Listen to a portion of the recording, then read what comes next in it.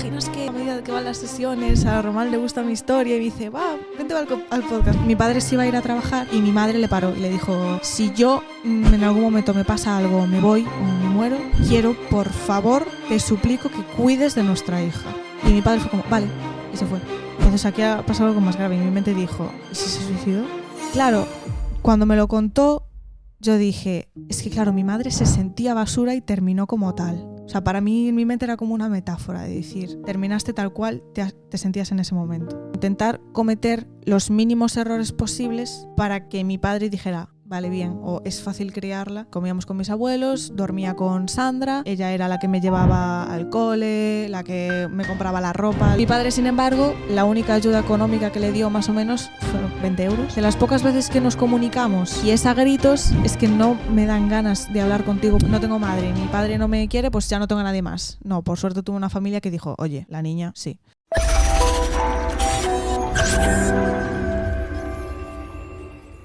¿Por qué nos sentimos solos? Los mamíferos, y específicamente los seres humanos, tenemos un sistema de apego que nos vincula con nuestras figuras de cuidado primarias, generalmente nuestros padres. A través de nuestros padres obtenemos seguridad y cuidado, y cubrimos así nuestras necesidades. Pero, ¿qué pasa cuando una madre decide quitarse la vida y tenemos un padre ausente? Pues hoy vamos a tener una historia súper profunda que creemos que os va a remover mucho y precisamente una usuaria de Román Marín Psicología. Así que, bienvenidos a Psicodivagando, el podcast donde podéis aprender psicología práctica a través de historias de personas reales. Ya deberíais saber cómo va el podcast, si no me va a parecer bastante mal, pero tenemos una serie de tarjetas en el frontal de la mesa, cada una de esas tarjetas con un tema, y traemos un invitado o invitada que cuenta una historia relacionada con ese tema donde podemos aprender psicología práctica. Psicología práctica es psicología que podemos aplicar en nuestra vida. Así que, Carliña, ¿qué tal estás? Hola, muy bien. Aquí estamos. Después de grabar 3 tomas malas por mi parte. No, pero bien, bien. Me gustaban las tomas, pero bueno. Claro, guay. ahora igual quedan para pospo o no. ¿Quién sabe? Y bueno, ya lo veremos. Y bueno, antes de nada, hablamos antes de cámaras para saber qué preguntas te podía hacer o no. Sí. Para no tener problemas de protección de datos ni nada relacionado, ¿no? Uh-huh. Pero fue curioso porque te escribí el domingo y te dije, oye Carla, ¿te cunde venir al podcast? Y hoy me dijiste que tú ya lo habías pensado, ¿no? Sí, porque, bueno, después de la primera sesión que tuve contigo, que, bueno, en la primera sesión vine con mi pareja, salimos de la sesión y, claro, él me había dicho que, aparte de psicólogo, también tenías un podcast. Y dije, guau, qué guay, porque además en esa etapa yo escuchaba muchos podcasts, etcétera, etcétera. Y le dije, ¿te imaginas que a medida que van las sesiones a Román le gusta mi historia? Y me dice, vente al podcast, no sé qué. Y él me decía, pero no creo porque no puede contar las historias de sus pacientes por protección de datos y todo esto. Me dice, bueno, pero yo me supongo que si el paciente da el consentimiento se puede contar perfectamente, entonces tiene que haber alguno que le diga que sí, y si no, pues soy yo la primera y ya está. Joder, pero me sorprende porque al final son historias como súper duras y que, pues, que te animes a contarla me parece súper valiente porque es un nivel de exposición súper alto.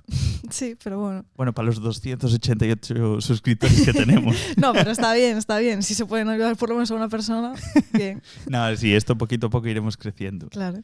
Y Carliña, ¿de dónde eres? Yo soy de aquí, de Coruña, estuve toda la vida aquí. Nací aquí, me crié aquí y aquí sigo. Y ahora estás estudiando, ¿no? Sí, estoy en la universidad, ya estoy en el segundo año de carrera de Filología Hispánica. ¿Y qué tal la carrera? ¿Bien? Bien. O sea, como esto de libros, pues yo estoy encantada de la vida, entonces. Y encima me decías como que habías estructurado todo como buena filóloga, ¿no? Hombre, estructurar claro. Ahí los temas. Tengo aquí mi guión ya.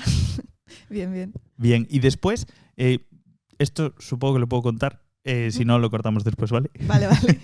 Yo no sé si recuerdas la primera vez que viniste a consulta. ¿Se puede contar? Sí. Yo me acuerdo la primera vez que viniste a consulta que yo me fijé que ibas como súper analizándome tú a mí y en vez de al revés, ¿no? Sí. Como muy callada y a medida que avanzaron las sesiones como que... Pero fue casi de una sesión para otra como un cambio radical. Sí, porque fue como una toma de contacto, como de, a ver qué me dice en la primera sesión, porque como yo ya había ido a 2 psicólogos anteriores, uno por privada y otro por seguridad social, claro, ya la primera sesión me decían cosas que digo yo, es que esto se lo digo a un amigo, que no hace falta ni que le pague y me dice lo mismo. Entonces, pagar para que me diga exactamente lo mismo de, bueno, ¿estás triste? Pues no estés triste. Bueno, pues digo yo, mira, paso. Entonces, claro, al tener 2 malas experiencias anteriores, dije, bueno, a ver qué me dice. Y me gustó lo que me dijiste.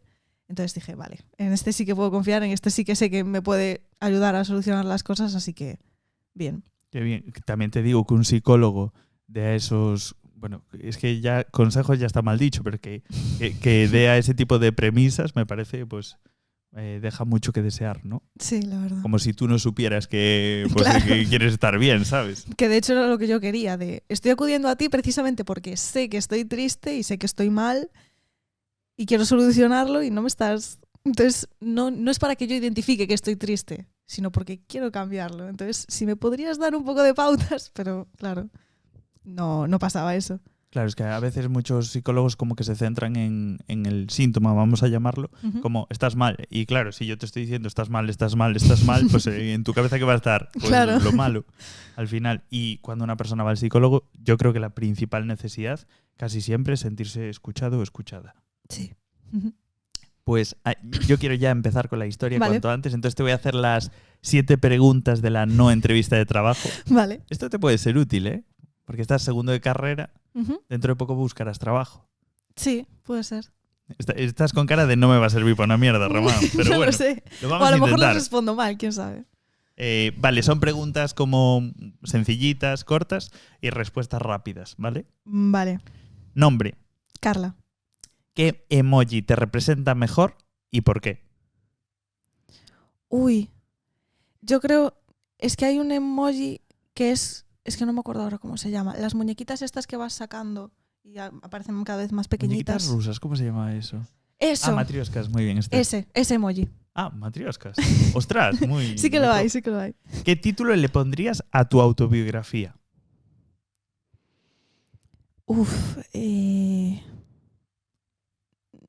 La vida después de la vida o algo así. ¿Mejor regalo que has recibido? Un tocadiscos con uno de mis discos favoritos. O un libro ilustrado y con cartas escritas a mano de Orgullo y Prejuicio, mi libro favorito. ¿Qué consejo le darías a tu yo de primero de la ESO? Tranquila porque vas a salir de ahí. ¿Cuál es el mejor psicólogo del mundo con diferencia? Román. No te la pensaste, eso es que la Hombre. tenías clara. Organizas una cena y puedes invitar a las 2 personas que quieras. ¿A quién invitarías? A mi pareja y a mi tía. ¿Y quién te gustaría que te hablara por fotos? Mi pareja. Bueno, igual ya lo practicáis, claro. Claro. Claro, porque estás en esa edad que es posible que ya hayas hablado por fotos, pero igual no abusas de eso, ¿no? De hecho, no. De hecho, con él no hablábamos por fotos. Nunca. Hablábamos normal por WhatsApp. O sea, claro, filóloga. Claro. Es que hablar por fotos para una filóloga tiene que ser destructivo, ¿no? Claro, es como, bueno, y si puedes escribir mejor. Pero bueno, bien. Bueno, ¿y qué tarjeta crees que representa tu historia? La historia que nos vienes a contar. Creo que era la de superación. Había, ¿no? Sí, Esa. existe. Pues sí. Esteriña, nos pones la tarjetiña. Esther, que hoy nos está dando unas referencias, claro, de matrioska. Igual nos sorprende con algún dato científico más. Gracias, Esther. Bueno, superación, yo creo que en tu caso, encuadrar la historia supone ir a los inicios, ¿no? ¿Dónde naciste? Nací aquí. No sé muy bien el hospital ni nada de eso, o sea que sé que nací aquí, pero... ¿Y cómo fue tu breve, tu infancia más temprana? Por lo que he visto en fotos, porque recuerdos tengo poquísimos, casi ninguno. Creo que es relacionado con lo que me pasó, pero luego tengo una teoría, luego ya la digo. Creo que bien. Sí es cierto que mi familia, bueno, en todas las familias se cuecen habas, pero la mía era un poco bastante más. Entonces, pero claro, al ser yo pequeña no lo notaba demasiado. Pero bueno, se intentó hacer todo lo mejor que se pudo, por lo menos cuando estaba mi madre. Y bueno, esos 4 años sí que salió bastante bien, por lo que tengo visto, así que bien. ¿Y después cómo fue evolucionando? Porque llega un punto clave. Sí, bueno, ese punto clave es que mi madre murió. Esto es como el inicio de la historia. Bueno, ese día me acuerdo que yo estaba durmiendo en casa de mis abuelos, era uno de los días que me había quedado a dormir allí. Y yo estaba durmiendo con mi abuela, que dormía con ella, y sonó el teléfono, era por la mañana. Y sonaba y sonaba y sonaba, y mi abuela cogió y se levantó para coger el teléfono. Y yo todavía estaba medio dormida y como que me desperté porque mi abuela empezó a llorar muchísimo, descomunalmente. Y claro, apareció mi abuelo también, de qué está pasando, tal, no sé qué. Y claro, yo me levanté y fui al pasillo, que era donde estaba el teléfono fijo. Y los vi a los dos abrazándose, llorando un montón, y dije, joder, ¿pero qué está pasando aquí? Yo tenía, claro, 4 años. Y me dijeron que mi madre que había muerto. Y ahí no sé si es porque me quedé en shock o algo, pero esa parte la tengo como medio borrosa, porque después lo único que sale en mi mente es yo estar sentada en el salón, como así, mirando a un puto fijo sin pensar en nada, estaba como en blanco todo. Y sí que sé que había llegado mi tío y creo que había llegado también mi padre y estaban todos en la cocina hablando sobre lo que había pasado, tal. Y claro, yo en ese momento no se me ocurrió preguntar absolutamente nada. Para mí era mi madre, ya no está. O sea, la vi ayer, ahora ya no la veo más nunca. Y fue como, bueno. Era como que me había enterado de que no estaba, pero no me había enterado. Al tener 4 años no sabía muy bien cómo iba la cosa.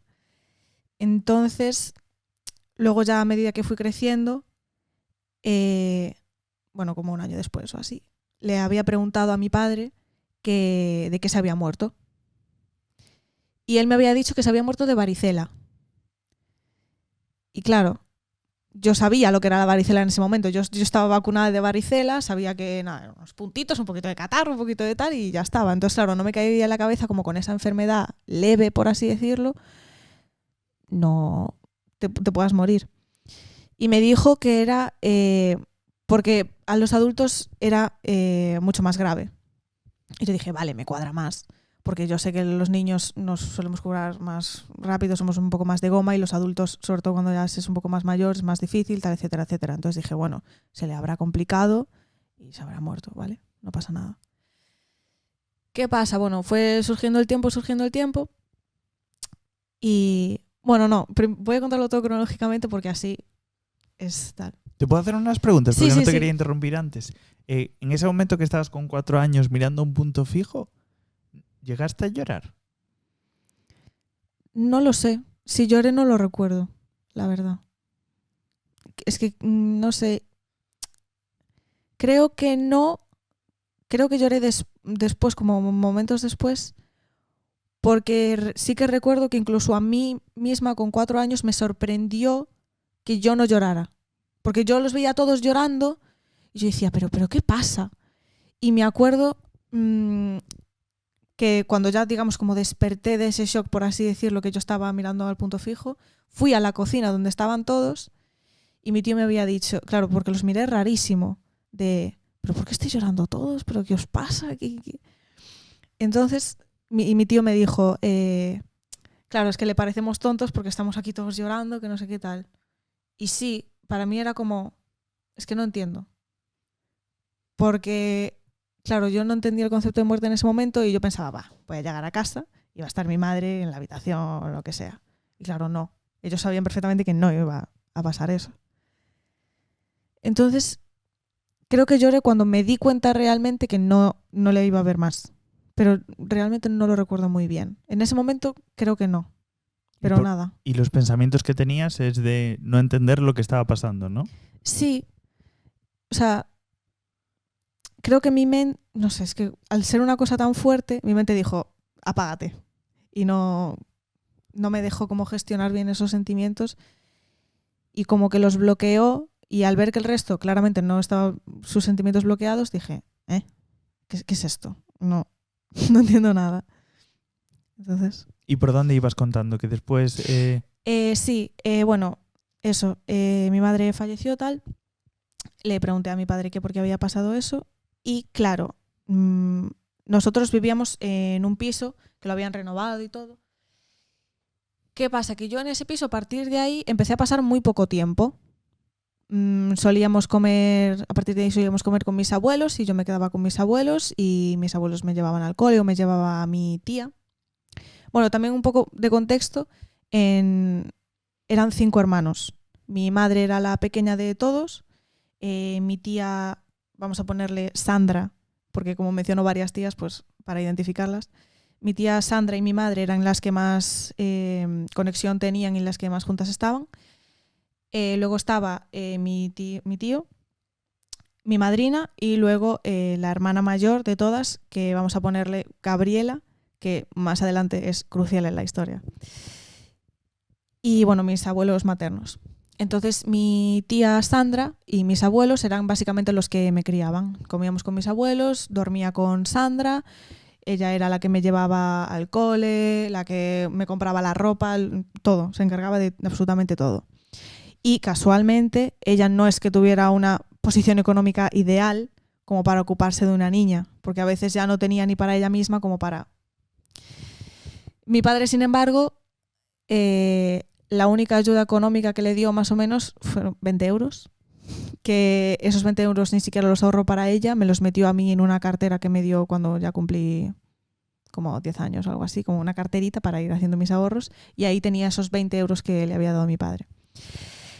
Nada, me crié básicamente con ella y a mi padre, pues bueno, venía de vez en cuando de visita y cuando le apetecía, pues me llevaba con él a nuestra casa, entre comillas, porque yo no sentía esa casa como mía y dormía con él y ya está. O sea, era básicamente, pues yo te llevo a casa de tus abuelos o yo te llevo a casa de tu tía y pasas con ella el tiempo que a mí me parezca y luego cuando yo quiera sentir que tengo una hija, pues ya te traigo y duermes conmigo en nuestra casa y ya está. ¿Cómo te sentías en esos momentos? ¿Que notabas que igual tu padre simplemente era un mueble? O sea, al final tus necesidades emocionales no las cubría, por lo que dices. Es que claro, esas necesidades no estaban cubiertas por mi padre, pero sí que estaban un poco cubiertas por Sandra. Yo, digamos, no noté esa ausencia de una forma descomunal porque tenía a mis abuelos y porque tenía a mi tía. Al fin y al cabo yo tuve suerte de, pues no tengo padre, o sea, no tengo madre, mi padre no me quiere, pues ya no tengo a nadie más. No, por suerte tuve una familia que dijo, oye, la niña, sí. Y entonces, claro, esos 4 años que sí que digamos fuimos mamá, papá y yo, no los recuerdo casi. Y lo que recuerdo para adelante, no tengo ninguna conexión ni ninguna relación como tal con mi padre. Entonces es como que sí, que inconscientemente hay una ausencia, pero una ausencia que al fin y al cabo con los años te vas acostumbrando porque como siempre la hubo, realmente no es como un dolor extremo, por así decirlo, de una ausencia que desde el principio siempre estuvo ahí, como que naciste con esa ausencia. Entonces, no sé, es como ya parte de uno. ¿Y crees que eso afectó a tu autoestima? Porque muchas veces, claro, nuestra autoestima se construye en ese ambiente de seguridad de, joder, le voy a enseñar un dibujo a mamá y a papá y dicen, jo, qué bonito dibujo, aunque no sea un dibujo bonito. Pero tus padres como refuerzan el hecho de que te hayas esforzado, el hecho de que pues busques su cariño. Pero claro, en ese momento, ¿tú a quién le llevabas los dibujos? A mi tía, Sandra. Que de hecho ella conserva a veces algunos. Y sí que me llama la atención que cuando yo hacía dibujos, normalmente era ella, yo y aparecía mi padre. Aunque él no estaba, pero aparecía. Es como que inconscientemente yo sabía que tenía un padre, pero otras personas se ocupaban de mí. Y siempre lo ponía como alejado de nosotras. Éramos como ella y yo juntas y él un poco más lejos, y una casita o un solecito o algo así. Y ella las solía poner en la nevera o las solía poner en partes de la casa. Y creo, esto no lo sé, que a veces cuando él venía, ya digo, de visita, él en vez de hablar conmigo de, bueno, ¿qué tal has pasado? Tal, no sé qué. No, ellos dos se iban a hablar a la cocina mientras yo veía la tele y hablaban sobre todo de mí. Y una de las cosas que le decía con respecto a esos dibujos es, ¿tú estás viendo dónde te está poniendo tu hija? Es que estás apartado. Que era literalmente lo que yo sentía, estás apartado. ¿Y tú crees que tu hija puede decir, es que mi padre está... Sí, mi padre sí, pero ala, adiós. Visita de vez en cuando, que era lo que a mi tía le dolía. O sea, tu hija está diciendo que su padre viene de visita. ¿Cómo un padre va a venir de visita? Se supone que son las otras personas, son los tíos, por ejemplo, los abuelos que tienen que venir de visita, no un padre. Y venía de vez en cuando, o sea, no... ¿Y en el momento que venía tú ibas corriendo a abrazarle? No, era como, hola, como ya vino, vale, bien. ¿Y en algún momento os dabais algún abrazo? No lo sé, creo que a la despedida. Como, bueno, ya está. O sí, básicamente, a veces ya ni despedida había porque, claro, me iba con él. Pero no, es que no había nada. Entonces... Claro, es que joder, me parece súper complejo que tú como persona en vida adulta creas que mereces amor cuando las personas que se suponen que te tienen que proveer de amor no te lo dan. O sea, me parece algo súper delicado. Sí, no, de hecho, que eso es una de las cosas que hablamos en sesión. Yo actualmente con mi pareja, él sí que me da mucho amor y se lo agradezco un montón y de hecho sé que, o sea, está bien y todo eso y no quiero que lo cambie, pero sí es cierto que hay veces que me abrumo de sentir de, es demasiado porque no lo merezco. Cada vez me pasa menos porque me acostumbro más, pero sí que como esas secuelas de no recibir ese amor que merecía. Qué curioso, todos merecemos amor porque al final todos somos humanos. Uh-huh. O sea, siempre que no quieras hacer daño a otros humanos de forma, volitiva, o sea, adrede. Pero, claro, es curioso porque cuando el apego es el aprendizaje emocional, entonces cuando tú no aprendes emocionalmente que eres una persona válida, que merece amor, que merece compañía, pues igual inconscientemente interiorizas de, pues yo tengo que hacer algo para que me quieran. Como que no sirvo tal y como estoy, sino que tengo que proveer a los demás, ser ayudadora, ser cuidadora. De hecho, es que con mi padre ya no es que no hubiera relación, sino que la relación que había era tensa. Por eso al no tener cariño de mi padre, yo sentía que tenía que hacer algo. Entonces siempre intentaba ser como la hija perfecta. A mí siempre me dijeron, desde siempre, que fui una niña, al fin y al cabo fui una niña muy buena, nunca me tuvieron que castigar porque con reñirme un poco ya me valía, etcétera, etcétera. Entonces eso, intentar cometer los mínimos errores posibles para que mi padre dijera, vale, bien, o es fácil criarla, dentro de lo que es criar a un niño, como para que se ocupara de mí. ¿Qué pasa? Que a veces, por ser una niña, es que cometes errores ya inconscientemente. O sea, inconscientemente porque... Y por ser persona, se cometen errores y punto. Y era por un mínimo error cualquiera, que a veces es que era una tontería. Pues en vez de decir, pues, Carliña, no hagas esto, tal, o Carlucci, que era como se me llamaba cuando yo era pequeña, pues no, era todo a gritos y todo a... Pues no sé qué, pues ahora no sé qué. Entonces, claro, de las pocas veces que nos comunicamos y es a gritos, es que no me dan ganas de hablar contigo para nada porque sé que probablemente hay un 50% de probabilidades de que me vayas a gritar. O simplemente en una conversación normal, que ya no era que yo me hubiera equivocado o lo que sea, una conversación normal, que rara vez teníamos, pues sí, empezaba bien hablando con una persona normal y por lo que sea, él alzaba de más la voz. Sí es cierto que él tiene un tono de voz alto, pero la alzaba de más, se nota que está gritando, por lo que fuera, porque el tema no le gustaba, aunque fuera, yo qué sé, ir a comprar el pan. Porque el tema no le gustaba, porque se abrumaba, por lo que fuera. Pero es de, no quieres hablar conmigo, se te nota, entonces ¿por qué iba a querer yo hablar contigo? Entonces, claro, no he hablado con mi padre, no tengo comunicación con mi padre, no tengo confianza con mi padre, no hay cariño.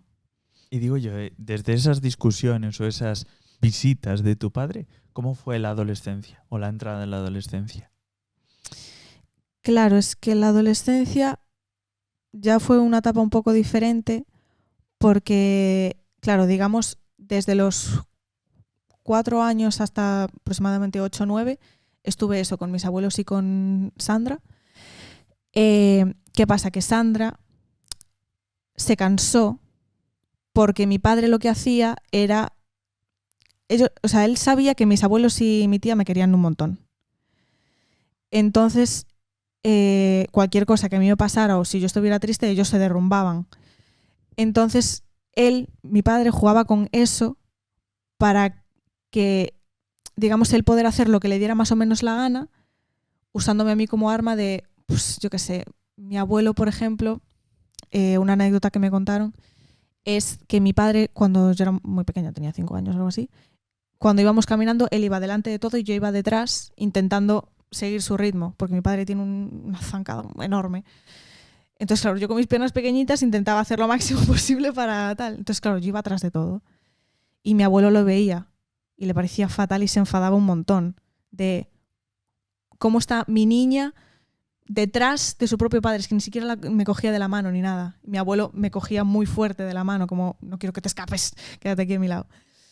Entonces, pero claro, mi abuelo no quería decirle nada por miedo a, sí, pues ahora ya no ves más a la niña. Y claro, eso para ellos era horrible. Mi abuela más de lo mismo, Sandra más de lo mismo, hasta que llegó un punto que ya era como que mi padre ya es que ni quería visitas. Como era como, pues sí, ocúpate tú y ya está. Y claro, Sandra se cansó de, es que vamos a ver, estoy escuchando todo el día a la niña decir que quiere un padre, que quiera papá, que quiera papá, que quiera papá, y tú no estás. Y a mí eso me duele, porque yo estoy intentando hacerlo todo lo mejor posible. Inconscientemente, claro, ella dice, bueno, no está mamá, pues está papá, pero papá tampoco está. Entonces, por favor. Y hubo un momento en la vida de Sandra que dijo, mira, voy a desaparecer, voy a intentar ocuparme lo menos posible de la niña a ver qué hace él.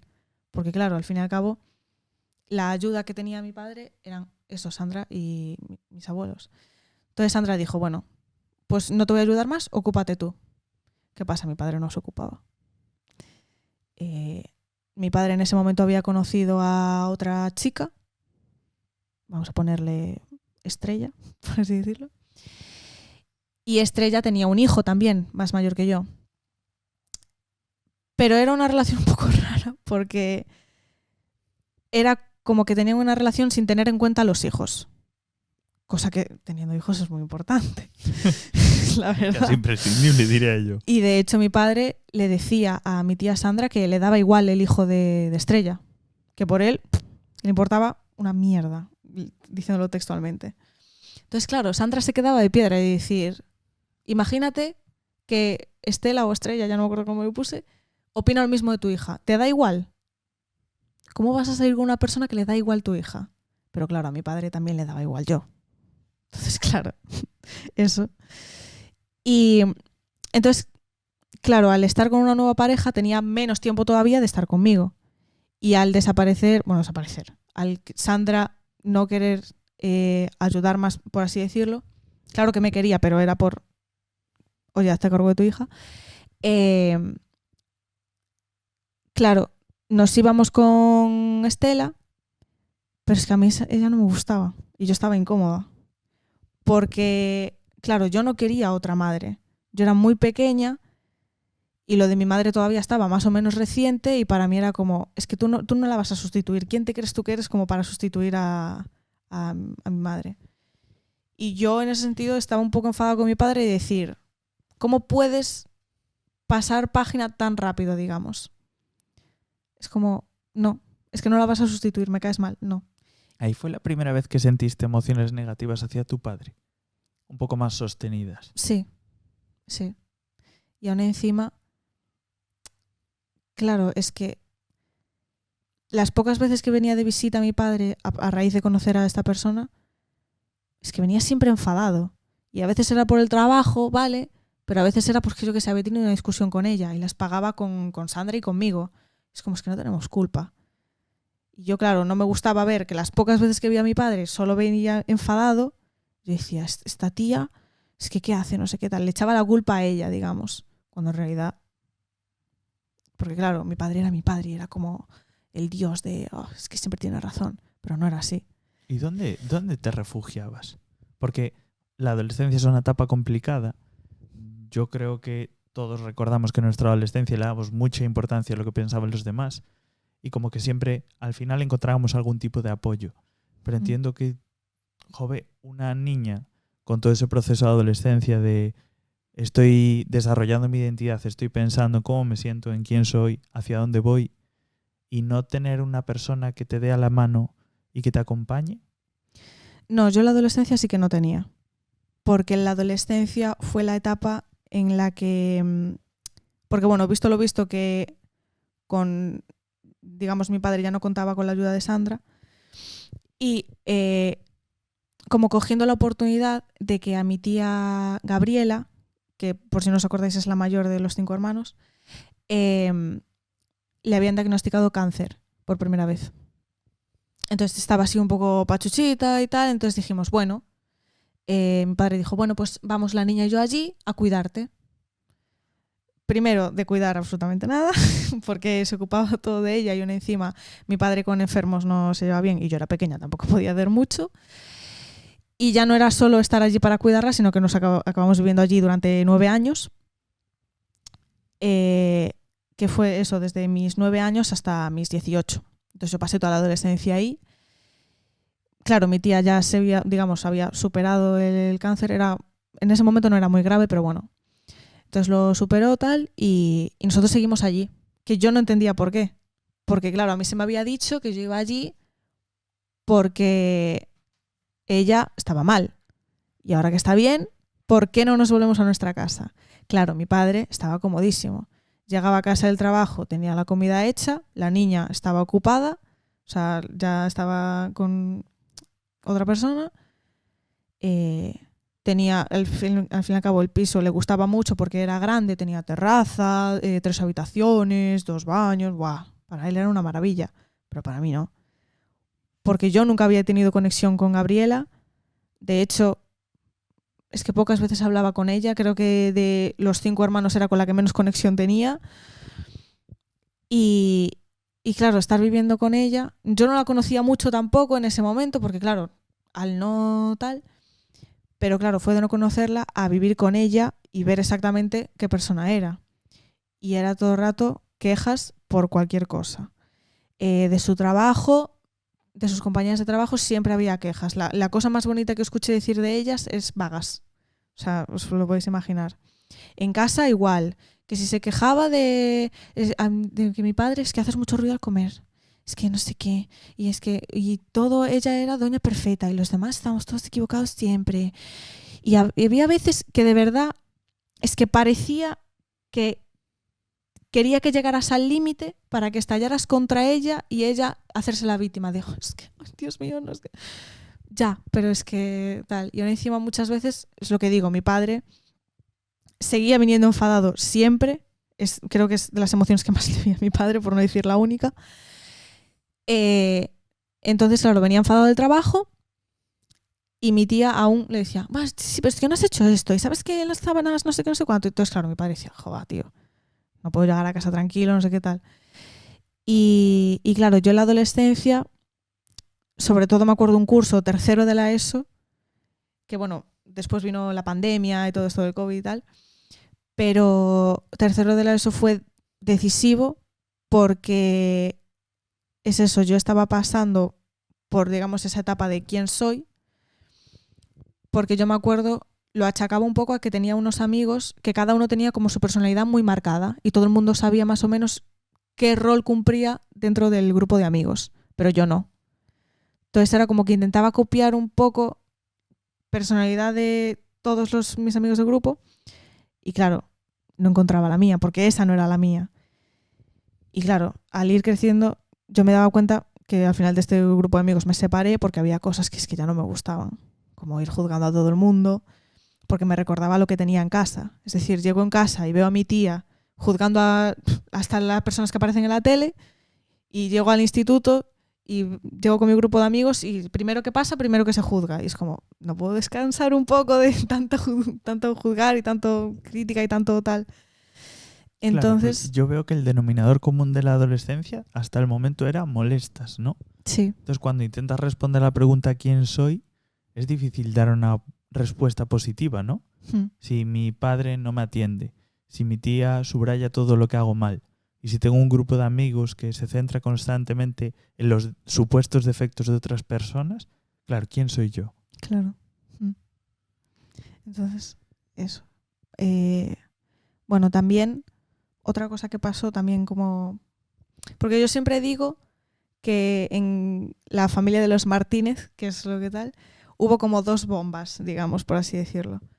Una fue eso, la muerte de mi madre, y otra fue la muerte de mi abuelo. Con la muerte de mi abuelo, es como que, vamos a ver, la familia ya sabía un poco de qué palo iba cada persona, pero con la muerte de mi abuelo se desató todo. Porque mi abuelo era más o menos el que cuidaba que no manipularan a mi abuela, sus propios hijos. En concreto 2, mi tío y Gabriela. ¿Qué pasa? Murió mi abuelo. Y mi abuela, claro, no sabía muy bien qué hacer. Entonces, como que mi abuela y mi tía Sandra se fueron a vivir juntas a un piso bueno, como mejor para ella, para mi abuela sobre todo.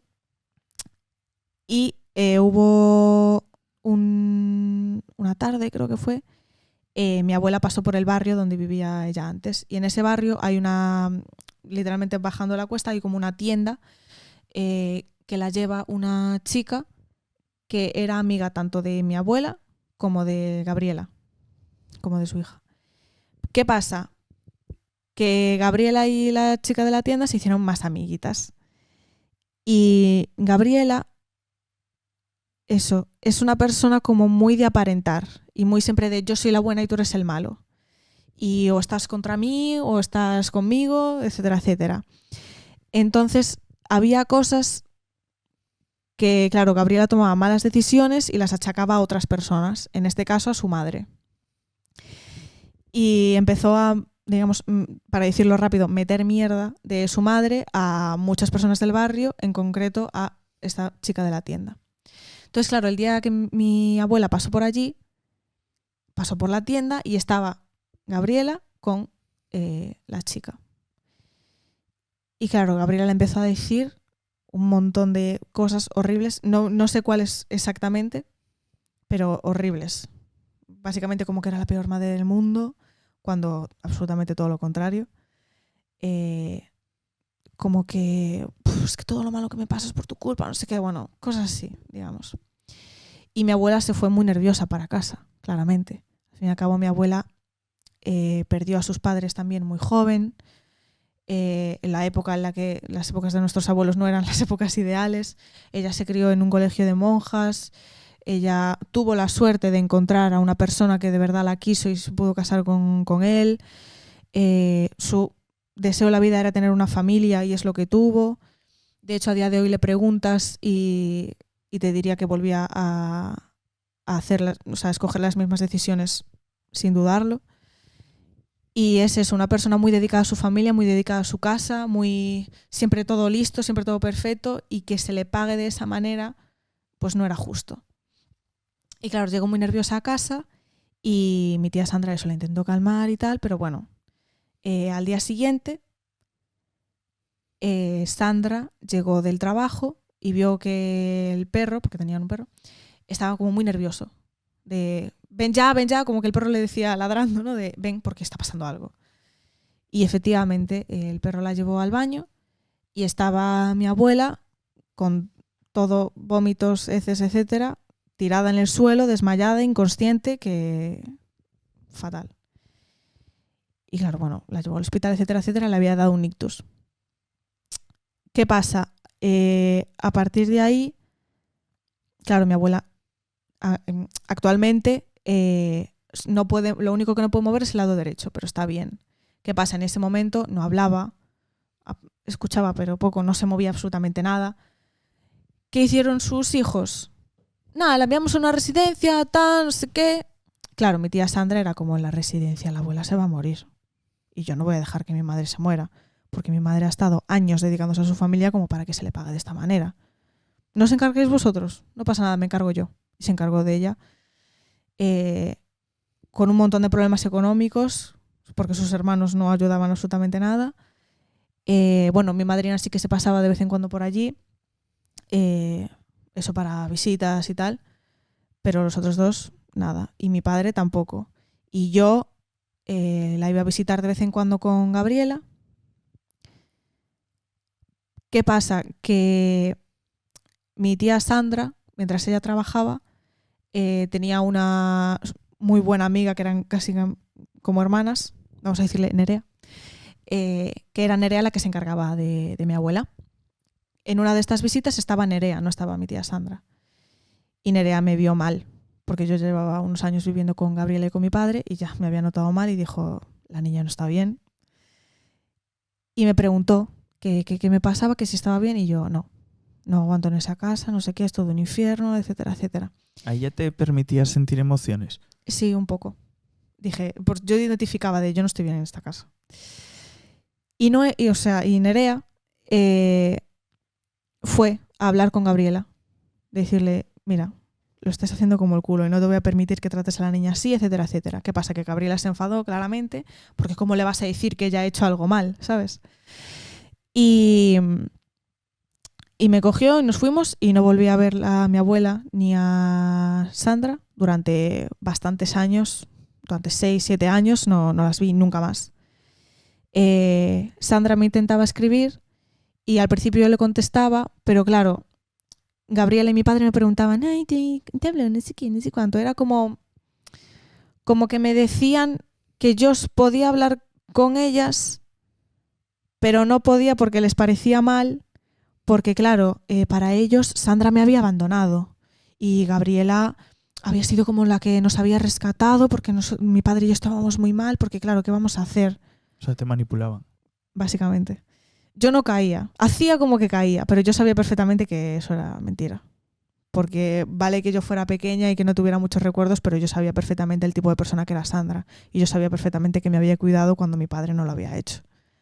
Entonces, ¿cómo me vas a decir que Sandra me había abandonado? Y yo, cuando Sandra había tomado la decisión esta que dije de pues ahora voy a intentar ayudar menos y que se ocupe más mi padre, yo sabía que era porque que ella quería que mi padre se ocupara más de mí, que yo también lo quería. Entonces, ¿me vas a decir en serio que esa es la persona que me ha abandonado y no que me ha abandonado mi padre? Me da igual que vivamos en la misma casa, no. Y digo yo, ¿en qué momento estalla todo? Porque pasaste una infancia, yo creo que marcada por la incertidumbre, una adolescencia marcada por molestas, ahora esta etapa que también está dentro de la adolescencia, ¿y en qué momento empezaste a conectar con esas emociones de igual mi padre no es el padre que deseo, ostras, que mi madre se ha suicidado? ¿En qué momento conectaste todos esos cables? Lo de mi padre, yo diría que alrededor de los 16. Siento que entre los 16 y los 17 tuve como una etapa de despertar, de realmente empezar a pensar en lo que sentía yo, de empezar a conectar con mis emociones y de decir, esto está mal. Y de realmente empezar a decir, tengo que pensar en cómo salir de aquí, sé que mi padre no me va a ayudar, sé que Gabriela tampoco, así que otras cosas.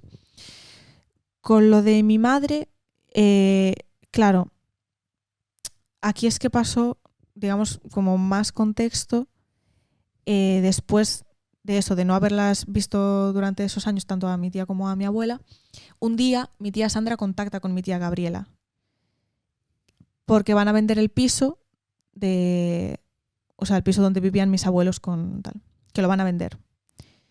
Y bueno, yo solo había escuchado eso y claro, yo le pregunto a mi tía, porque mi tía empieza a llorar mogollón, y yo le pregunto, ¿qué pasó? Y me dice, es que van a vender el piso de los abuelos. Y yo, ¿por qué? Y me dice, ¿por qué va a ser? Esa era la comunicación que había en mi casa. Yo no sabía nada de mi familia, de nada, porque no había comunicación. Tampoco hablábamos de mi madre. Entonces, claro, yo tampoco tal. Y eso, al decirme, ¿por qué crees que es? Yo pensaba que mi abuela se había muerto. Claro, no la veo. Y van a vender el piso. Digo, se murió. ¿Qué pasa? No se había muerto.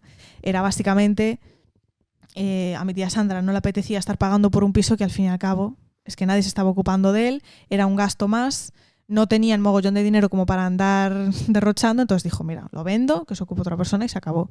Y como ninguno de los otros hijos se quería ocupar, pues ocupaba ella y ya está. Claro, a la par, a mi tía Gabriela le volvieron a diagnosticar cáncer otra vez.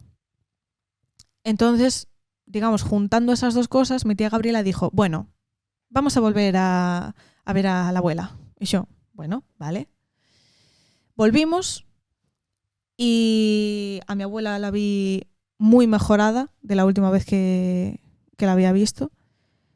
Hablaba perfectamente, estaba guapísima, el pelo, bueno, todo maravilloso, todo maravilloso. Lo único, eso, no se movía y ya estaba. Y bueno, estábamos hablando tal, y mi tía Sandra me dijo que tenía como una chaqueta de mi madre, que bueno, que era de lo poco que tenía de ella, pero que quería que yo me quedara con ella. Entonces la acompañé a la habitación. Entonces se quedaron Gabriela y mi abuela solas y yo con Sandra. Y hablando de eso de la chaqueta de mi madre, me dijo algo como, bueno, porque tú ya sabes que con temas relacionados a tu madre, yo nunca te mentí. De hecho, cuando me preguntabas de qué se había muerto, ¿yo qué te decía? Y yo, claro, el único recuerdo que yo tenía de preguntar a alguien y que me dijera la respuesta era mi padre, que me había dicho por varicela. Y yo le dije, de varicela, ¿no? Me dice, se me queda así, me dice, no. Y yo, ¿cómo que no? De decir, pero sí, es lo que me habían dicho. Yo tenía 18 años y seguía pensando que mi madre se había muerto de varicela. Entonces, claro, yo le dije, ¿entonces de qué se murió? Y me dice, no, cariño, pero si no te lo han dicho, yo no soy quien para decírtelo. Claro, yo, bueno, al final eso terminó, no me lo dijo ese día, pero nos fuimos y tal. Nos fuimos y yo me quedé pensando de decir, vale, vamos a ver, aquí ha pasado algo grave. Porque vale, no se ha muerto por varicela, pero si se hubiera muerto por otra enfermedad me lo hubieran dicho. De bueno, no fue por varicela, fue por esta otra cosa. O si se hubiera muerto, yo que sé, de un ataque al corazón o de un ictus o algo así, también, porque mis abuelos es lo que había pasado. Cáncer, igual, lo mismo. Entonces aquí ha pasado algo más grave y mi mente dijo, ¿y si se suicidó? Y claro, yo lo estaba hablando con el que era mi pareja en ese momento y me dijo efectivamente que podía ser porque le parecía raro que no me lo hubiera dicho en ese momento y más que se me hubiera mentido. Entonces, quedé para hablar con ella en otro momento y efectivamente se había suicidado, pero lo que sí que me chocó en el momento fue cómo terminó mi madre. Porque básicamente la historia es que ellas habían quedado a principios de noviembre para comprarle el regalo a mi prima y ese día después de haber quedado mi tía Sandra iba para ir a su trabajo, tenía que pasar por delante de nuestra casa y iba por delante y delante de nuestro portal hay una basura, un coso de basura y claro, pasaba y vio como ropa y dijo, vale, será la típica bolsa de ropa que suele dejar la gente, tal. ¿Qué pasa? Se acercó más y vio que era una persona. Y dijo, uy. Claro, se acercó todavía más y vio que era su hermana, o sea, mi madre. Dios. Claro, debió de ser, al tirarse por la ventana, debió rebotar en el capó del coche y rebotó y cayó encima, o sea, cayó en el cubo de basura. Y claro, cuando me lo contó, yo dije, es que claro, mi madre se sentía basura y terminó como tal.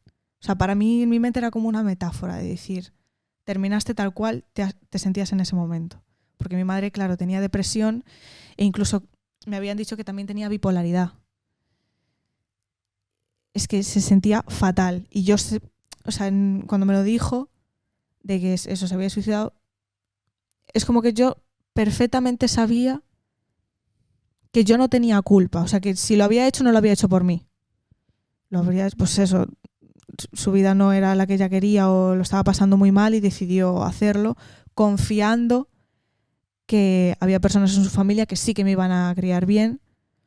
Me supongo que pensaría que lo haría mi padre, porque de hecho las últimas palabras que mi madre le dijo a mi padre fueron... es que esto sí que me cabrea un poco y le echo un poco la culpa a mi padre, porque mi padre se iba a ir a trabajar y mi madre le paró y le dijo una cosa: si yo en algún momento me pasa algo, me voy o me muero, quiero, por favor, te suplico que cuides de nuestra hija. Y mi padre fue como, vale, y se fue. Claro, vamos a ver. Tan pichi.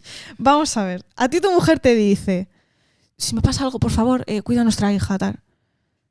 Y tú te vas, tan pancho. Y es porque yo pienso, es que si te hubieras quedado ese día, no te digo que no lo hubiera hecho mi madre.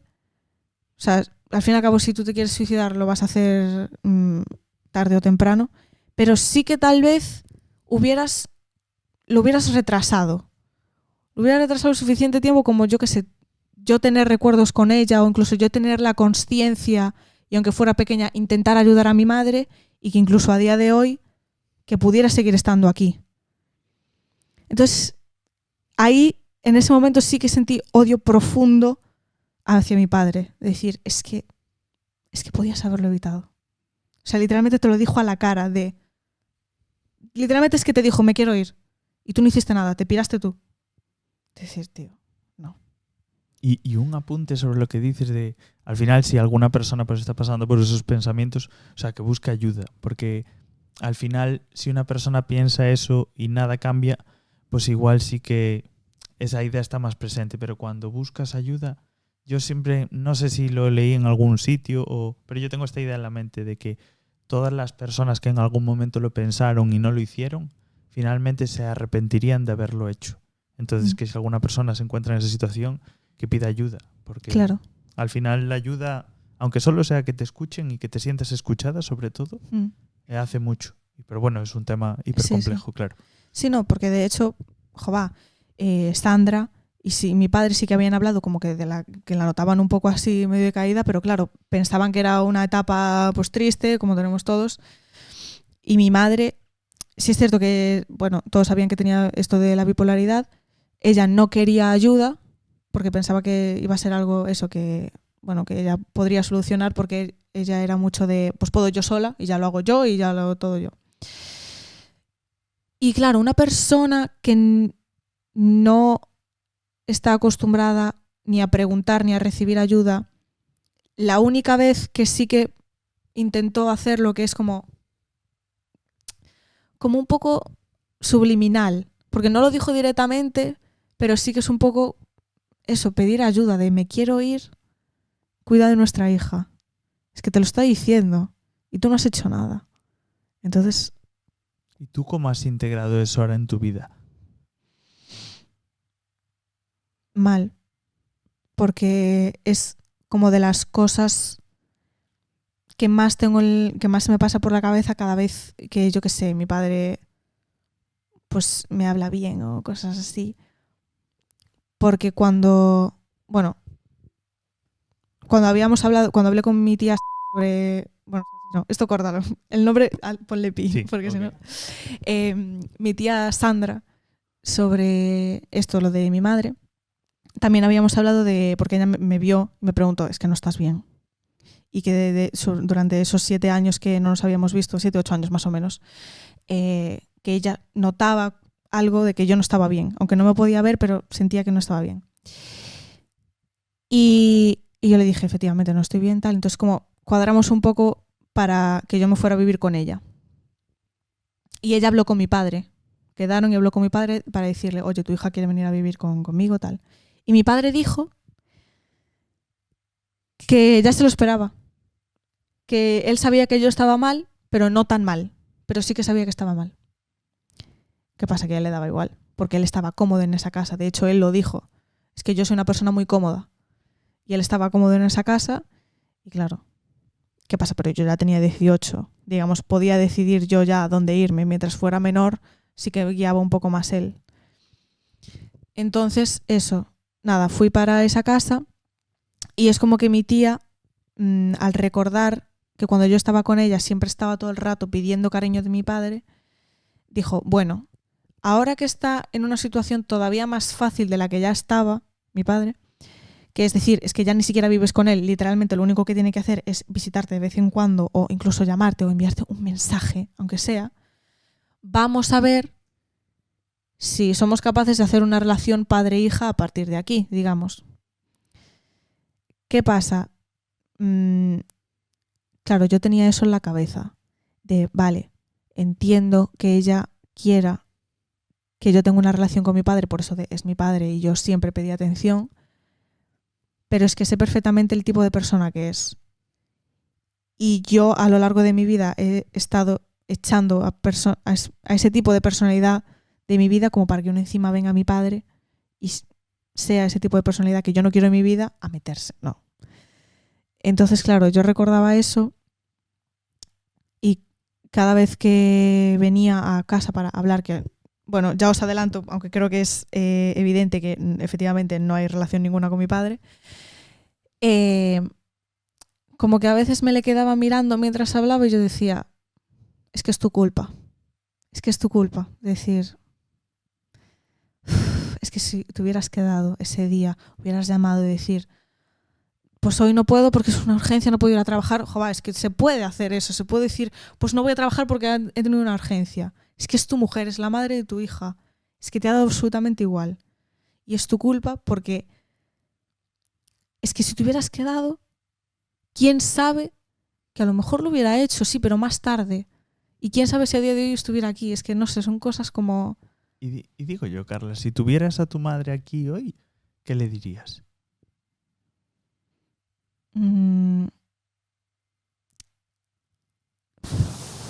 Pues no lo sé. O sea, le diría que sí es cierto que todos... no sé. Si la tuviera delante y ella estuviera pasando por lo que estaba pasando en ese momento que quería, o sea, que se murió, le diría que hay una solución y que aunque ella no quiera ayuda, que podemos intentar solucionarlo juntas. Porque sí es cierto que yo, sobre todo con 5 o 6 años, no soy una profesional, ni mucho menos, y sobre todo no sé identificar emociones, pero sí que sé que con 5 o 6 años estaba un poco más despierta que con 4 años y podría ver que mi madre estaba mal y aunque sea, yo qué sé, hacerle dibujitos, hacerle lo que sea, pero hacerla quedarse. ¿Qué pasa? Que con 4 años yo es que no me enteraba. Entonces, digamos, era un poco trabajo de mi padre hacer que se quedara y no lo ha hecho. No sé. Joder, qué bien iría el mundo si hubiera más amor y más cuidado a la gente. Porque al final el egoísmo deja por rastros y cadáveres por el medio. Y quieres, no sé, mandar algún mensaje a la audiencia o a alguna moraleja que a ti o algún aprendizaje que te haya dejado tu historia. Siempre se sale.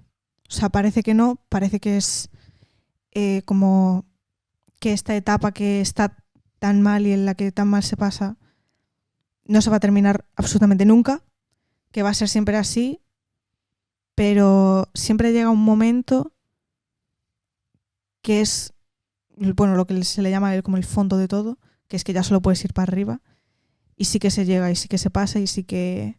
si yo estuve como 14 años metida en la misma mierda y al fin y al cabo logré salir, que aquí estoy contando mi historia y estoy en un ambiente completamente diferente, vosotros también podéis, o sea que no... Y pedid ayuda, eso sí, pedid ayuda. Importante. ¿Qué tenéis a Román? No por nada. No por nada, pero sí, es pues muy te voy importante. a hacer la pregunta de la... ¿la tienes tú, Esther? La pregunta, pero yo quería subrayar una cosa, así... Joder, a mí escuchar historias como la tuya, a mí me inspira un montón porque, joder, a mí me hace pensar cómo una persona es capaz de vivir situaciones tan duras y convertirlas en algo bonito. Porque yo te veo una persona con una capacidad de raciocinio brutal, de elaboración de emociones. O sea, eres una persona que has aprendido a utilizar todo ese dolor para mejorar. Y que te ve una persona como muy consciente de lo que siente, que sí que pues tiene emociones negativas hacia otra persona, pero es que es normal, porque esa persona hizo algo que no lo sentiste como que estaba bien. O sea, que yo creo que es muy importante como reconocer tus emociones, darles importancia y darte la importancia a ti también. Y creo que ese proceso lo has hecho muy, muy bien. Gracias. O sea que gracias por compartirlo, Carliña. ¿Y estás preparada para la...? Bueno, no sé qué pregunta saldrá, porque la otra historia también fue... Sí, no, ya. Miedo me da, ¿eh? A ver. Hostia, qué buena pregunta. Uy, a ver, Si tuvieras la atención de todo el mundo por un minuto, ¿qué mensaje transmitirías? Uf. Es buena, ¿eh? Es buena pregunta. Ay, la tengo que pensar un poco, ¿eh? Es que, madre mía, la atención de todo el mundo De todo por el un mundo, de minuto. absolutamente todo el mundo. Podrías dar un mensaje de paz, podrías dar un mensaje de amor. ¿Iros todos a la mierda? No. Podrías promocionar tu Instagram. O sea, a pocos que caigan. Bueno, chicos, un minuto. Pues mira, estoy Carla, no sé qué. No. Un minuto. Yo diría, bienvenidos a Psicodivagando, el podcast. No, es broma, ¿eh? Ya, me imagino. Un minuto todo el mundo.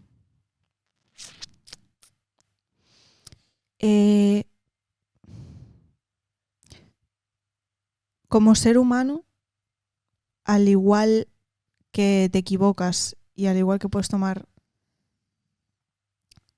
Bueno, al igual que te equivocas y al igual que haces cosas bien, también tienes la capacidad de hacer el bien y hacer el mal. Y si es cierto que normalmente lo correcto es mirar por ti mismo, pero es mejor mirar que cuando mires por ti mismo no le hagas daño a nadie más. Porque en el momento en el que miras por ti mismo le haces daño a alguien más, eso ya no es amor propio, sino que es egoísmo puro. Y el egoísmo puro nunca, como habéis podido ver, nunca termina bien. Entonces, por favor, si tienes la capacidad o puedes ayudar a alguien, hazlo. Por mucho que esa persona no quiera, tienes que intentar, aunque no sea ayudarla, pero estar a su lado, porque eso ya es ayuda. Entonces, a poder ser, si tienes la capacidad de tomar esa decisión, hazlo. Y pide ayuda, si lo necesitas. Sí. Me parece... Bueno, yo creo que ya es frase de cierre de podcast súper top. Sabéis que tenéis en la descripción, vais a tener las redes sociales de Carla, las nuestras, por supuesto, YouTube, Instagram y TikTok. No, solo las mías. Y nos vemos en el siguiente, guapísimos y guapísimas. Un bechito. Un besito.